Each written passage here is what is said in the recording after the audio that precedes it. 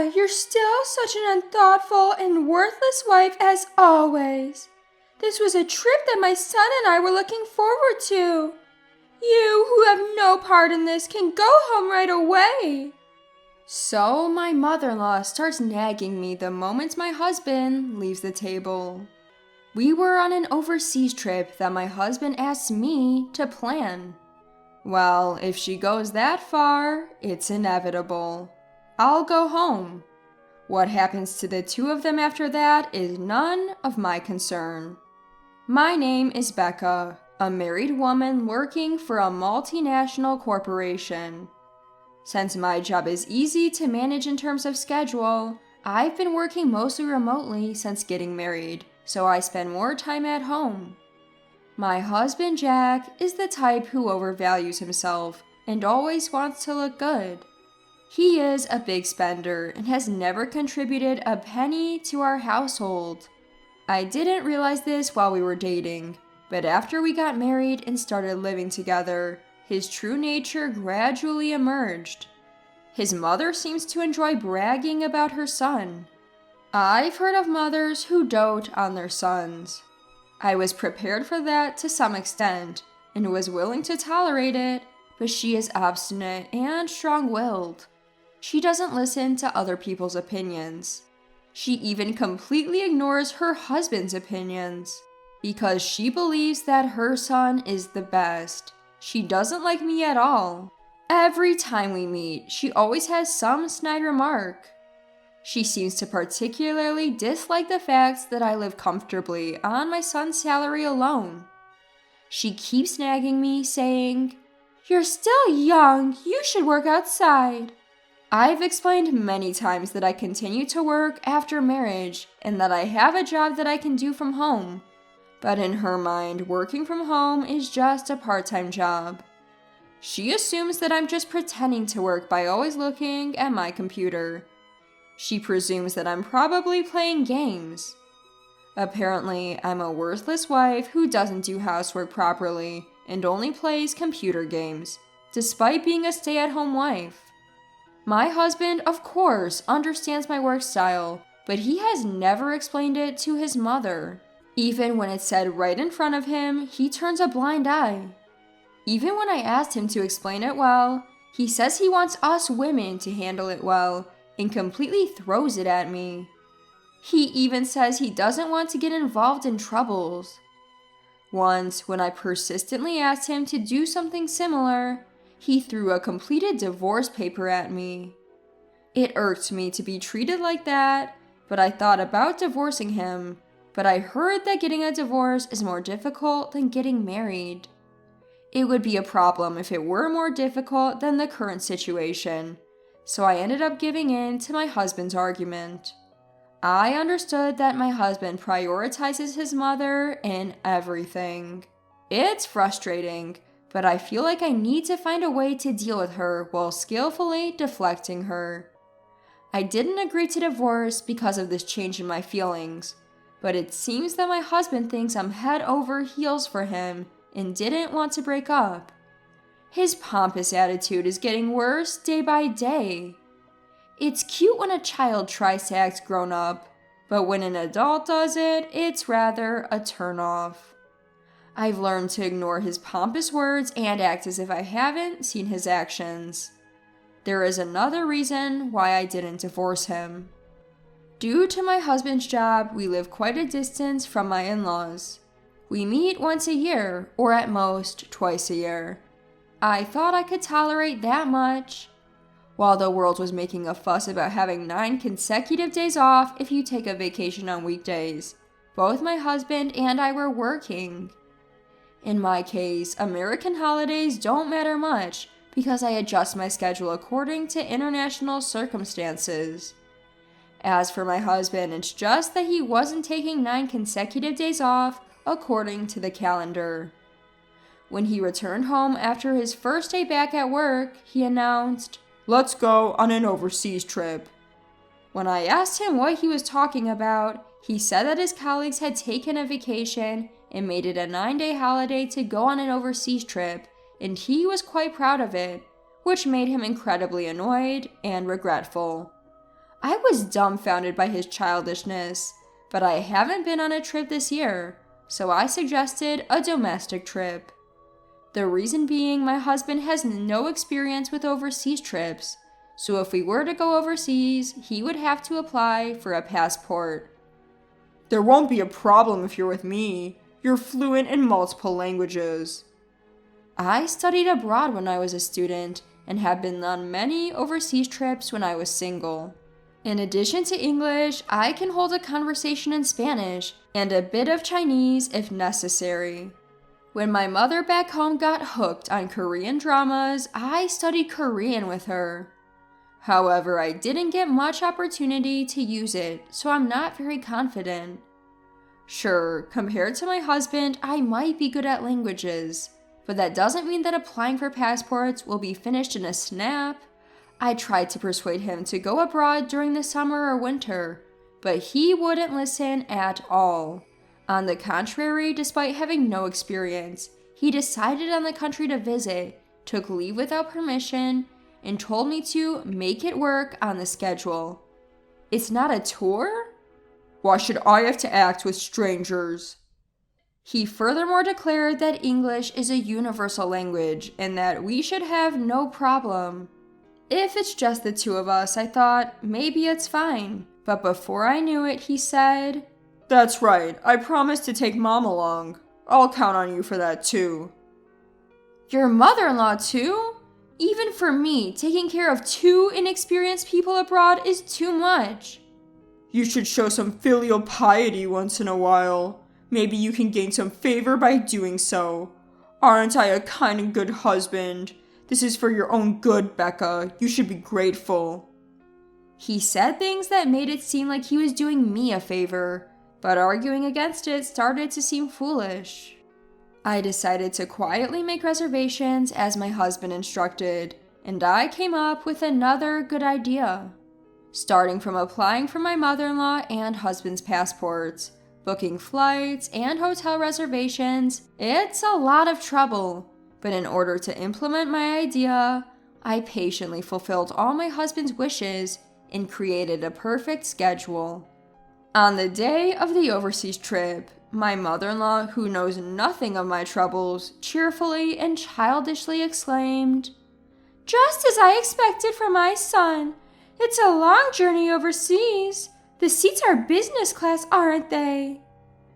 Knowing my husband, he probably said something like, "I'll take you there."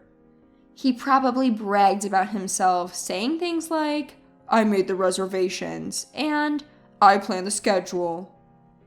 The truth is, I did everything and my husband did nothing. They did nothing and left all the procedures to me.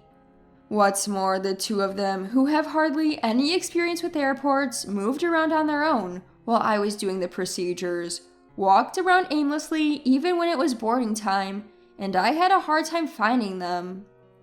The airport staff even asked, "Would you like us to make a call announcement?"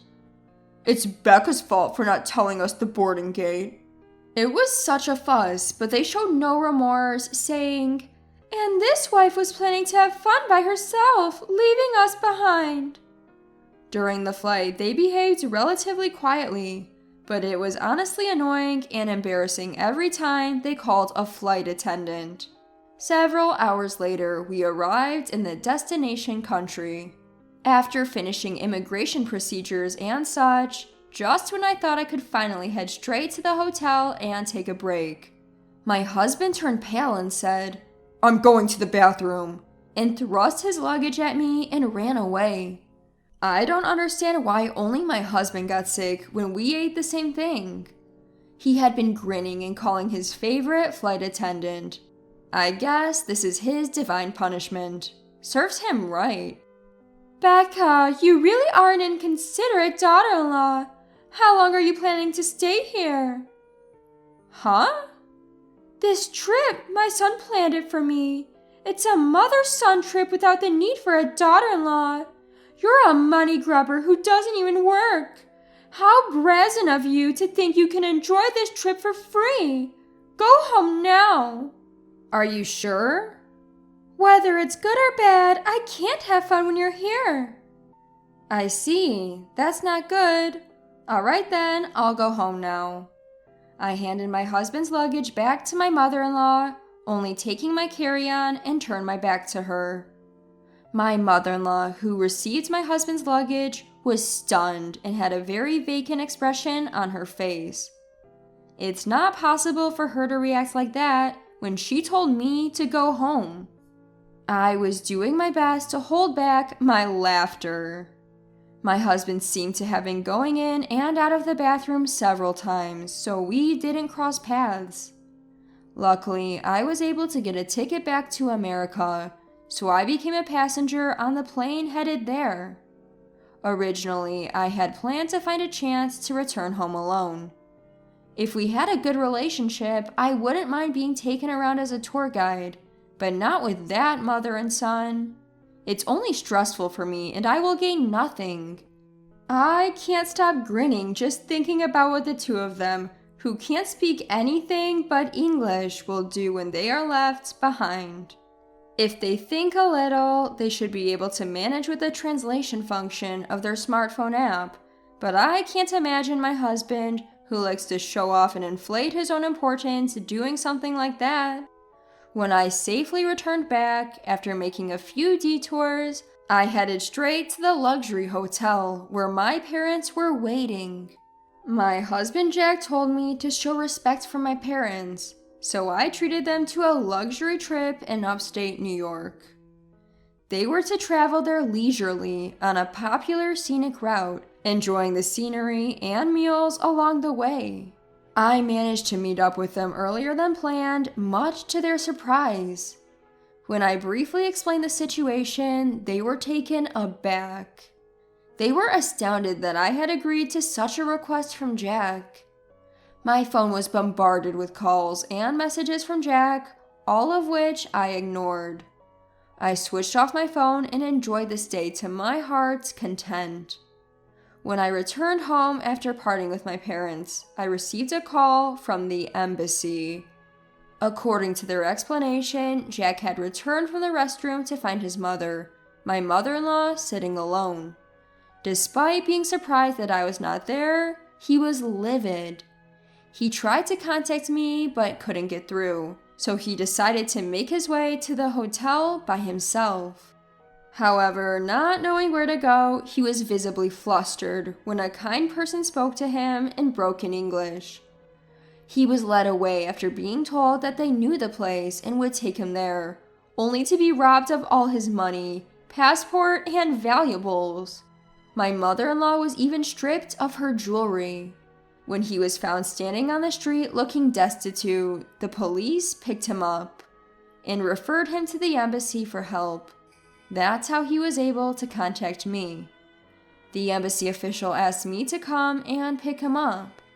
He couldn't withdraw money because his wallet, which contained his bank cards, had been stolen. However, I asked back why I, a stranger, had to do that.